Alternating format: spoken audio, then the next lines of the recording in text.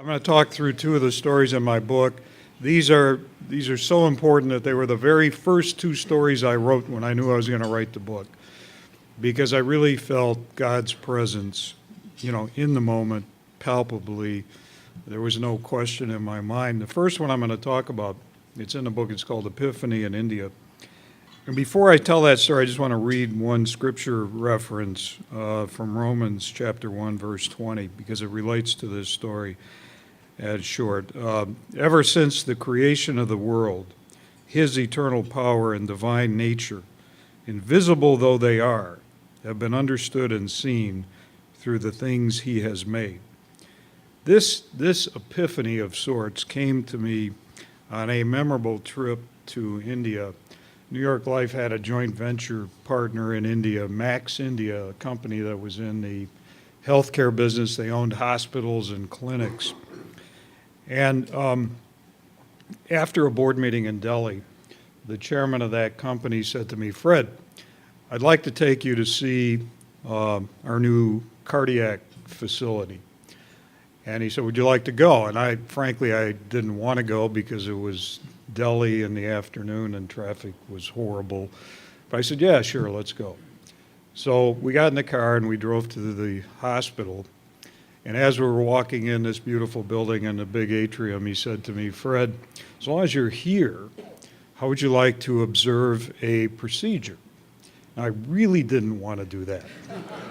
But I thought, I'll be in an amphitheater 15 feet above the operating table, and, if I get a little queasy, I can turn away and not watch. But then, to my surprise, the chief of staff marched me into the scrub room. He told me to strip down totally. I'd take my socks off.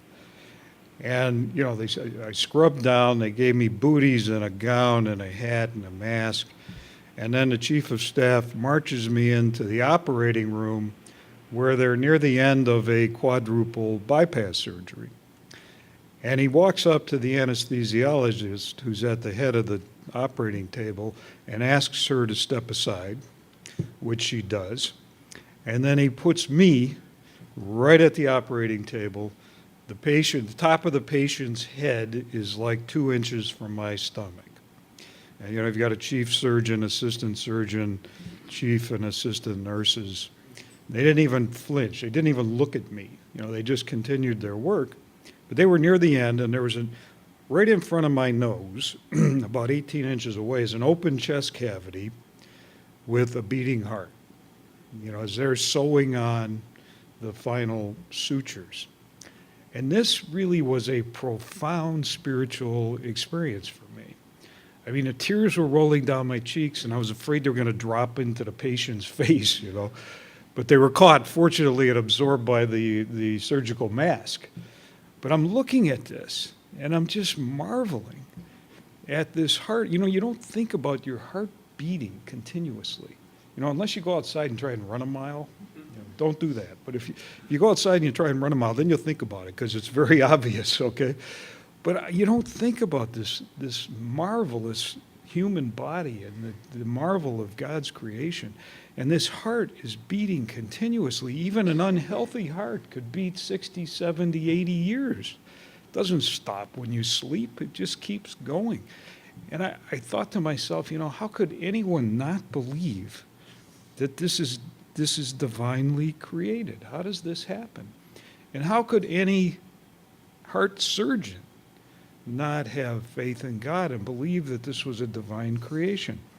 So now I kind of approach life with a new wonderment, and I kind of marvel daily at all of God's incredible creation. And in fact, something, I'm actually astounded by the existence of life in any form.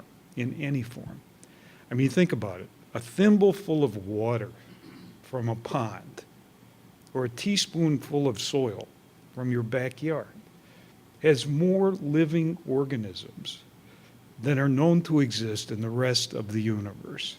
Think about that. I mean, it's just remarkably incredible. And,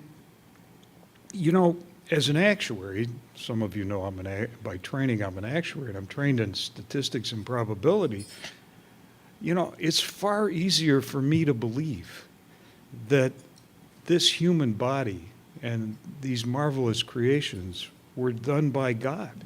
And they weren't simply by chance an evolution to a human being from a single cell amoeba over billions of years. I just don't buy it. I'm sorry. People may disagree with me. And I'm not saying there isn't some form of evolution, but this is God's creation.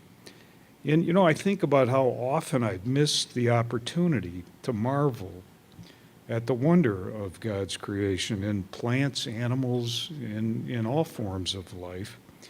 And what a shame that we kind of toil through our daily life and we don't stop to reflect on that. So, like me, I think every person in this room has multiple opportunities to stop what you're doing and catch a glimpse of God. I think we all have that opportunity, but what a shame that we don't do it more often. So that's my story, and what I hope some of you will comment on at your table is when you've caught a glimpse of God.